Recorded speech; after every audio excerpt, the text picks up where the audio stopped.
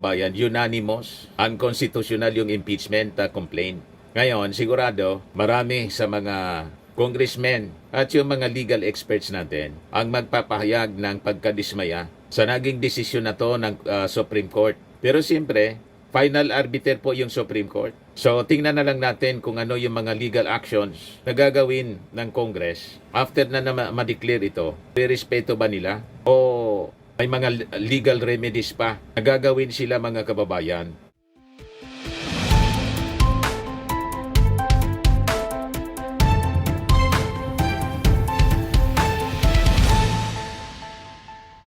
Hello po mga kababayan, si Dante Maravillas, Bicolano vlogger, broadcast journalist from Albay. Dalawa yung breaking news ngayon mga kababayan.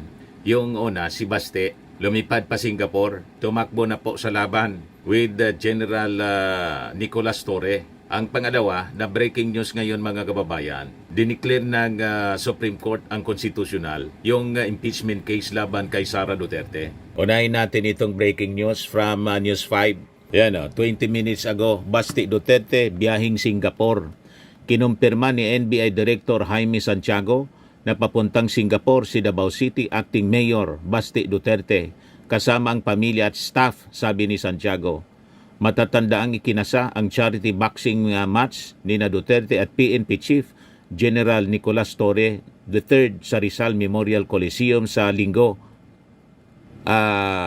July 27. So, kumpirmado talaga duwag. Ano ba? Balikan natin yan mamaya mga kababayan, yung mga reactions ng mga tao. Meantime, ito pang isang breaking news. Medyo masama ito. Hindi natin alam kung ano yung magiging reactions nito ng ating mga mamamayang Filipino. Pero sigurado, maraming madidismaya. Ang matutuwa lang dito mga kababayan, yung pamilya Duterte at mga DDS. Ayan breaking news. The articles of impeachment against Vice President Sara Duterte is barred by the one-year rule, according to Supreme Court spokesperson Attorney Camille Ting. Ting said the Senate could not acquire jurisdiction over impeachment proceedings. Yan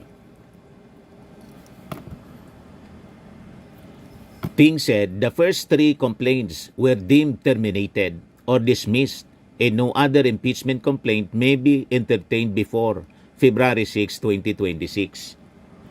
Ting said the unanimous decision of the Supreme Court in Bank is immediately executory. She also said the Supreme Court is not absolving BP Duterte. The Supreme Court stressed the reason for declaring the articles of impeachment null and void is the one-year bar against the fourth impeachment complaint. So yun mga kababayan, unanimous, unconstitutional yung impeachment complaint.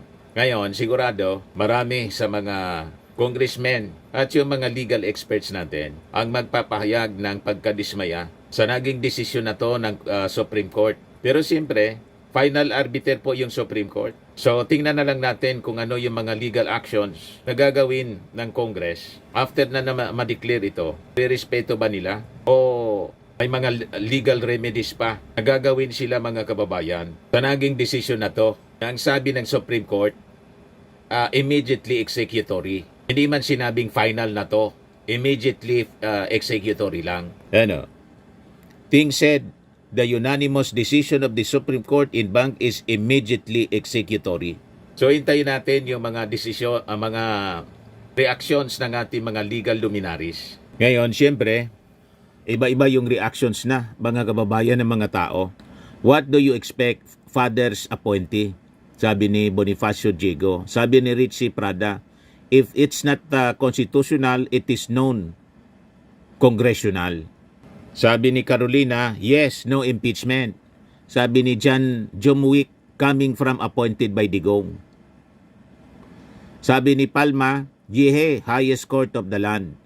Sabi ni Miriam Candelaria, bloodbath no more. Sad si Inday. Sabi ni Neil Ewikan, ohahay, boxing match na lang tayo. Torre versus Duterte, close fight to. Wala na po, tumakas na si Baste. Lumarga na pa Singapore si Baste, mga kababayan. Yan sayang. Andang-anda pa naman si General Torre. Pina-ready na yung boxing ring. Biglang lumipad si Basti, mga kababayan. Ayan o, run, Basti, run, aray ko. Sabi ni NINO, magti-training lang yan sa Singapore, kalma tayo. Sabi ni Luis Fernando, naduwag. Sabi ni Ervin, Basti, chicken out. Sabi ni Dennis Gonzales Bungat, the greatest fight we never had. Sabi ni Art Kim John, sabay flicker pa Singapore, retreat kakaya. Sabi ni Jimmy Virar, ngano NBI naman mo report. Sabi ni Robin Gosom, kabanigan na atake yan, Lodge. Sabi ni Tis Arior, Bodol is real.